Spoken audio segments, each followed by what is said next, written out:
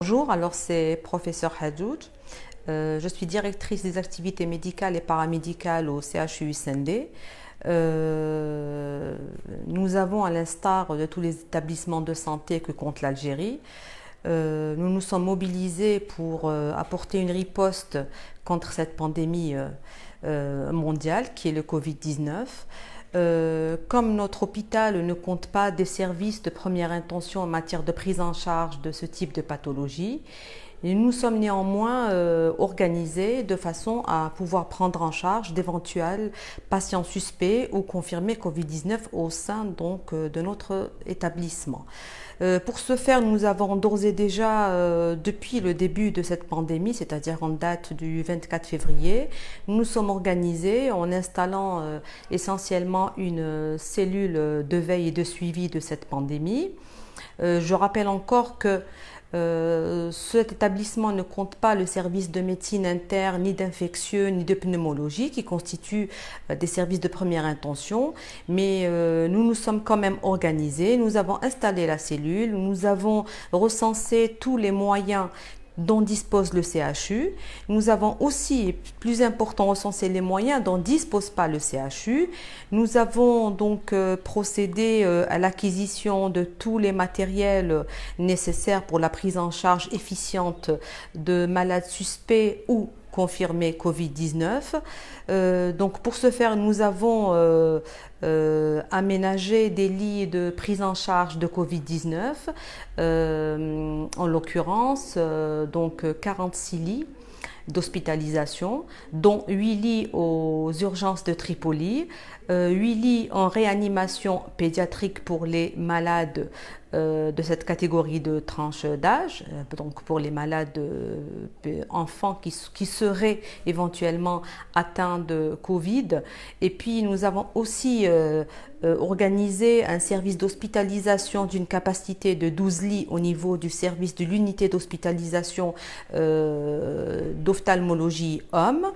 et qui compte aujourd'hui déjà 7 malades hospitalisés, essentiellement des malades de la néphrologie, puisque le service de néphrologie a été dédié comme service référent en matière de prise en charge en hémodialyse de malades atteints de Covid-19. Nous avons également 26 lits en gynéco, en maternité gynéco-obstétrique, 26 lits dédiés à la prise en charge de parturientes qui seraient donc suspectes ou atteintes de Covid-19. À ce jour, nous avons 5 parturiantes qui sont prises en charge au niveau de ce service. Nous avons également aménagé la réanimation de cardiologie en réanimation pour prendre en charge éventuellement les malades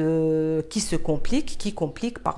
et qui auraient besoin de soins intensifs et de soins assez spéciaux. Ça, c'était un peu pour l'organisation qui a été donc adoptée par la cellule de veille. Maintenant, il y a eu aussi une cellule qui a été installée, c'est la cellule de désinfection qui a été donc présidée par l'équipe du CEMEP, comme il a été aussi installé une cellule de psychologie qui est chargée du suivi et de l'écoute, aussi bien des praticiens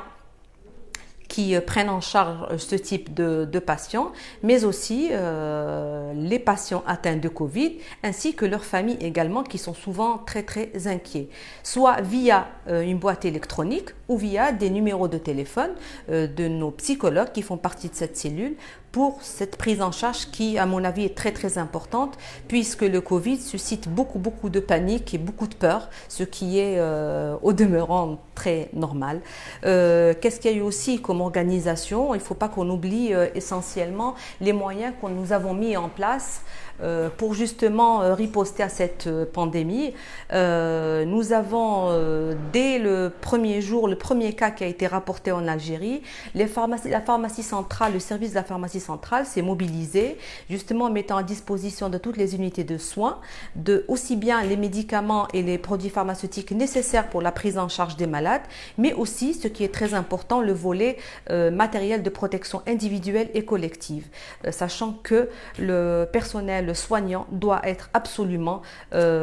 protégé lui-même pour pouvoir prodiguer des soins, mais non seulement les prodiguer, mais les prodiguer d'une manière sécurisée. Il doit être confiant, il doit travailler en toute sécurité, ce qui fait que la pharmacie déjà disposait d'un stock de sécurité en matière de matériel ou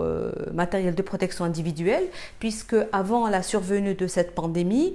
nous avons toujours opté, dans le cadre de la lutte contre les infections nosocomiales, l'équipement des personnels soignants avec des moyens de protection à usage unique. Et donc nous avions déjà un stock avec lequel travaillent les unités de soins, mais avec le survenu de cette pandémie, nous avons justement renforcé ces stocks, soit via des marchés qu'on avait déjà contractés avec nos fournisseurs, ou alors aussi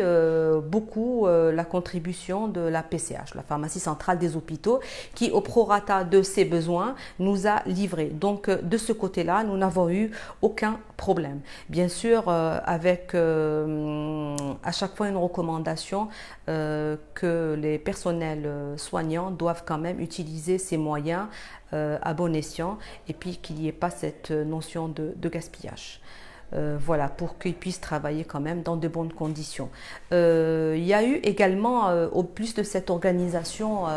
pour la prise en charge de ce Covid-19, il y a eu le service de la radiologie centrale qui a joué un très grand rôle en matière de prise en charge des malades suspects, puisqu'elle procède au diagnostic radiologique du Covid-19, aussi bien des malades qui se présentent au sein de notre hôpital, soit via toutes les portes d'entrée des urgences de cardio, d'hémodialyse, d'ophtalmologie, mais aussi le centre de tri de Tripoli qui, dès qu'il y a une suspicion, il prescrit le scanner pour faire un diagnostic radiologique dans l'attente de faire, bien sûr ils font en même temps le prélèvement nasopharyngé en vue d'une PCR qui est le diagnostic de confirmation, mais d'ores et déjà ils procèdent justement à la prescription du scanner qui est immédiatement fait au niveau de notre radiologie centrale, mais en plus de nos malades à nous, la radiologie centrale prend en charge tous les malades des centres hospitaliers périphériques. Je citerai par exemple Cuba qui nous a fait une demande officielle pour qu'on puisse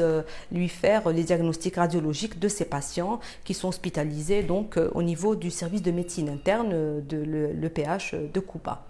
Voilà globalement ce qu'il y avait à dire en matière d'organisation, mais voilà, c'était quand même important de souligner que nous nous sommes mobilisés tous comme nous sommes, à commencer par l'agent de sécurité jusqu'au prof chef de service en passant par la direction générale, à leur tête monsieur le directeur général bien sûr, et nous avons à chaque fois fait des réunions de la cellule de crise dans laquelle siègent l'ensemble des chefs de service et rien ne se fait d'une manière unilatérale. Et c'est toujours des décisions consensuelles en matière de cette prise en charge. Voilà globalement ce que j'avais à dire sur cette prise en charge un petit peu exceptionnelle. Et je n'oublierai pas de vous féliciter pour votre journée aujourd'hui quand même du journalisme, hein, c'est le 3 mai. Et puis je vous dis Sahaf Torkom ou Sahar Ramadankom. Et merci.